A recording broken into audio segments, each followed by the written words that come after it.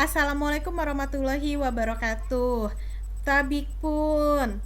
Bertemu lagi dengan saya Intan Nurina Seftiniara SHMH dalam mata kuliah Sosiologi. Saat ini kita masuk dalam pertemuan kita yang kedua, di mana pertemuan sebelumnya saya telah membahas tentang pengertian dari sosiologi serta tujuan dan manfaat dari sosiologi. Sosiologi merupakan ilmu tentang kemasyarakatan di mana di dalamnya kita akan mempelajari tentang pola-pola interaksi masyarakat di sekitar kita. Tanpa adanya ilmu sosiologi, maka kita juga akan susah masuk ke dalam perkembangan ilmu kemasyarakatan. Baik, hari ini saya akan masuk pada objek kajian sosiologi dan ruang lingkup sosiologi, serta sosiologi sebagai ilmu pengetahuan dan sosiologi sebagai ilmu sosial. Objek kajian sosiologi yaitu manusia. Manusia di sini artinya bersifat sebagai multidimensi, namun sosiologi akan mempelajari manusia dari aspek sosial yang kita sebut sebagai masyarakat, yakni hubungan antara manusia dan proses sebab akibat yang timbul dari hubungan tersebut. Objek sosiologi dibagi menjadi dua macam, yaitu objek material dan objek formal. Objek material adalah kehidupan sosial, gejala, dan proses hubungan antara manusia yang mempengaruhi kesatuan manusia itu sendiri. Objek ini mengacu pada benda fisik, sumber daya, dan tempat yang menentukan culture-nya. Serta ada objek formal. Objek formal ini adalah hubungan manusia dengan manusia yang lain, serta proses yang timbul dari hubungan manusia di dalam masyarakat tersebut, karena lebih ditekankan pada manusia sebagai makhluk sosial atau masyarakat. Masyarakat sebagai objek sosiologi menunjukkan pada sekumpulan manusia yang sudah lama hidup dan menciptakan berbagai nilai dan norma untuk mengatur kehidupannya. Baik, sekarang kita akan masuk pada ciri-ciri masyarakat. Menurut Surjono Sukanto, ciri-ciri masyarakat ada 4 macam. Yang pertama, manusia yang hidup bersama sekurang-kurangnya terdiri atas 2 orang, bercampur atau bergaul dalam waktu yang cukup lama sehingga menciptakan suatu sistem komunikasi dan peraturan-peraturan yang mengatur hubungan antara manusia yang satu dengan manusia yang lainnya. Ciri yang ketiga, bahwa masyarakat tersebut, si individu tadi sadar bahwa mereka merupakan satu kesatuan. Lalu yang keempat, merupakan suatu sistem hidup bersama yang menghasilkan suatu kebudayaan. Contoh, kita tinggal di Provinsi Lampung. Rata-rata yang tinggal di sini adalah suku Lampung. Ciri-ciri masyarakat di dalam Provinsi Lampung, yang pertama, bahwa manusia yang hidup di Provinsi Lampung ini lebih dari 1 orang. Ada beratus ribu orang yang tinggal di Lampung dan mereka bercampur serta bergaul menjadi satu sehingga menciptakan suatu peraturan-peraturan yang akhirnya menjadi kebudayaan suku Lampung. Dan pada akhirnya mereka yang tinggal di Lampung atau suku Lampung tersebut, mereka sadar bahwa kehidupan mereka itu merupakan satu kesatuan yang menciptakan suatu sistem kebudayaan. Dan mereka sadar bahwa mereka adalah masyarakat Lampung. Nah, itu adalah ciri-ciri masyarakat. Yang kedua, adanya kriteria kelompok agar disebut sebagai masyarakat. Menurut Marion Levy, kriteria yang pertama adalah adanya kemampuan bertahan yang melebihi masa hidup seorang anggota. Lalu yang kedua, adanya perekrutan seluruh atau sebagian anggotanya melalui reproduksi atau kelahiran. Lalu yang ketiga, adanya sistem tindakan bersama yang bersifat swasembada. Yang keempat, kesetiaan pada suatu sistem tindakan utama secara bersama-sama, serta yang terakhir, melakukan sosialisasi terhadap generasi berikutnya.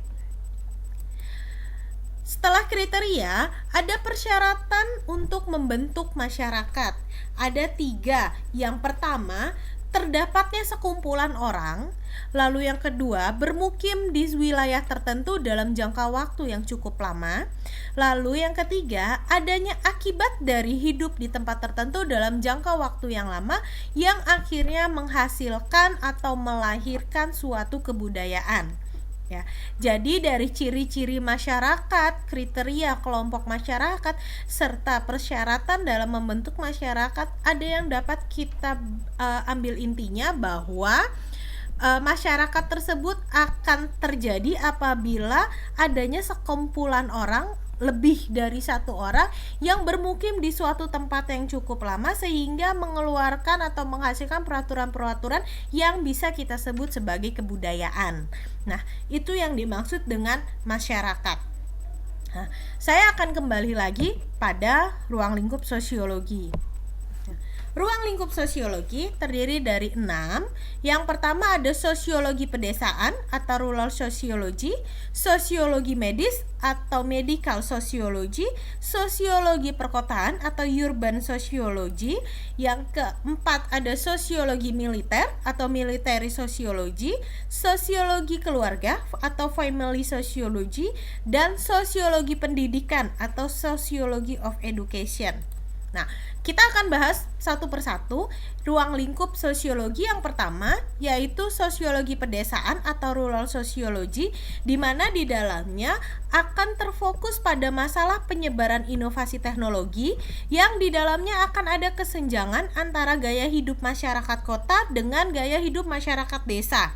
Lalu adanya pola mobilitas pendidikan dan pekerjaan serta dampak dari program pembangunan masyarakat. Yang kedua, kita punya sosiologi medis atau medical sociology, di mana di dalamnya merupakan bagian dari sosiologi yang kajiannya memfokuskan pada pelestarian ilmu kedokteran, khususnya pada masyarakat modern. Yang ketiga, ada sosiologi perkotaan atau urban sociology, yang di dalamnya penelitian tentang sosiologi perkotaan ini dimulai sejak tahun 1920-an hingga 1930-an yang dimulai di Eropa. Akhirnya diresmikannya sosiologi perkotaan ini di awal tahun 1970-an dengan tersebarnya wilayah khususnya di Amerika Serikat. Lalu ruang lingkup sosiologi yang keempat, kita punya sosiologi militer atau military sociology, yang fokus kajian dalam sosiologi militer ini adalah tentang angkatan bersenjata yang sebagai suatu organisasi bertipe khusus dengan fungsi sosial yang spesifik. Lalu yang kelima, kita punya sosiologi keluarga atau family sociology, di mana keluarga merupakan salah satu inti dari masyarakat yang dalam perkembangan ruang lingkup sosiologi ini akan mempelajari pembentukan dan perkembangan keluarga, bentuk keluarga, fungsi dan struktur dari keluarga tersebut, arah perkembangan keluarga pada masa mendatang, permasalahan yang dihadapi oleh keluarga dan penyelesaiannya, serta masalah tentang keluarga berencana. Ruang lingkup yang keenam, yang terakhir, kita punya sosiologi pendidikan atau sociology of education, yang merupakan bagian dari kajian sosiologi yang berkaitan dengan pendidikan. Sosiologi pendidikan tercetus oleh Lester Frankworth pada tahun 1983 yang berpendapat bahwa untuk memperbaiki kehidupan masyarakat, maka wajib diperluas tentang pendidikannya. Apabila pendidikan tidak maju, maka masyarakat pun tidak akan maju. Nah, itulah ruang lingkup dari sosiologi. Selanjutnya saya akan masuk ke subbab yang ketiga, ada sosiologi sebagai ilmu pengetahuan. Sosiologi sebagai ilmu pengetahuan dapat kita tinjau dari sifat yang digolongkan sebagai ilmu pengetahuan murni atau pure science dan bukan ilmu pengetahuan terapan atau apply science.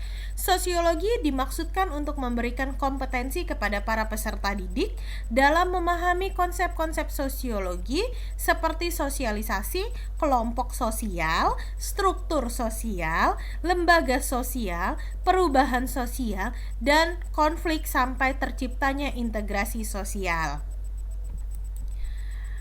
Sifat dan hakikat dari sosiologi ini ada 6 bagian, 6 sifat dan 6 hakikat.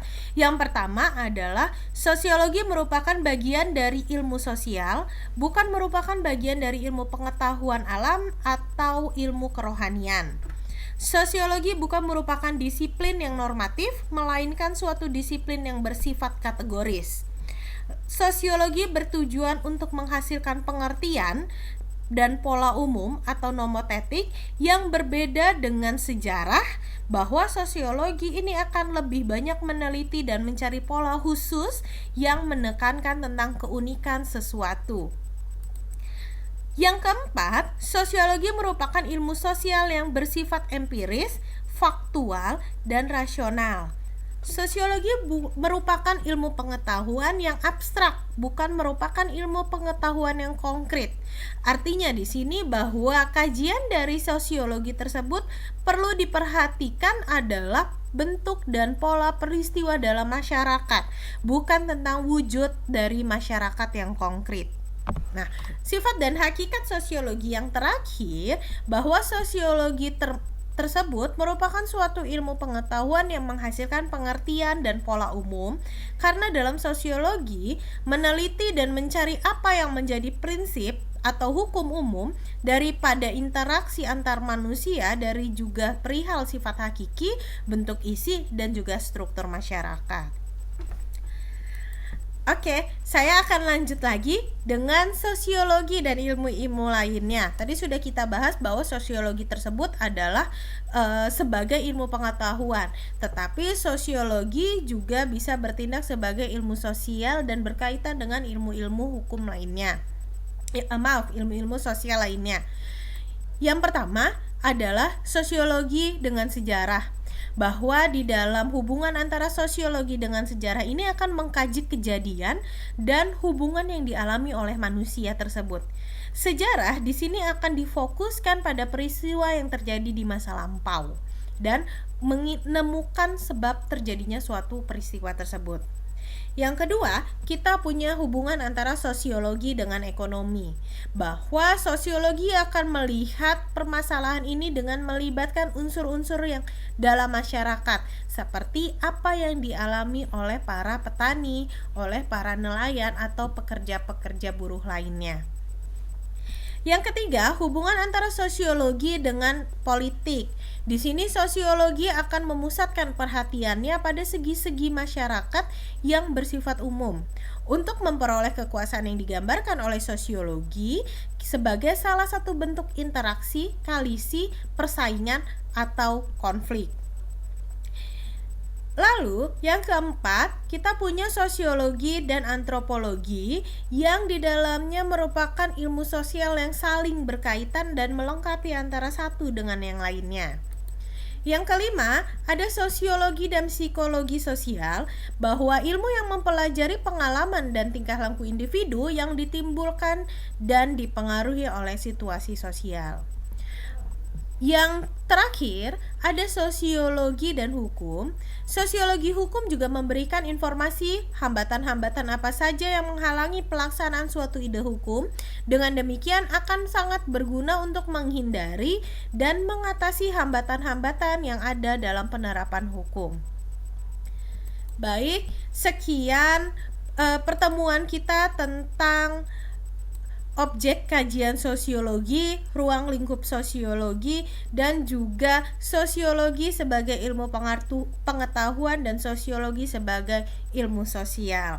Apabila kawan-kawan, rekan-rekan semua ada yang ingin ditanyakan, silahkan mengajukan pertanyaan baik lewat WhatsApp media sosial lainnya, kolom komentar ataupun kolom interaktif yang ada. Terima kasih. Wassalamualaikum warahmatullahi wabarakatuh.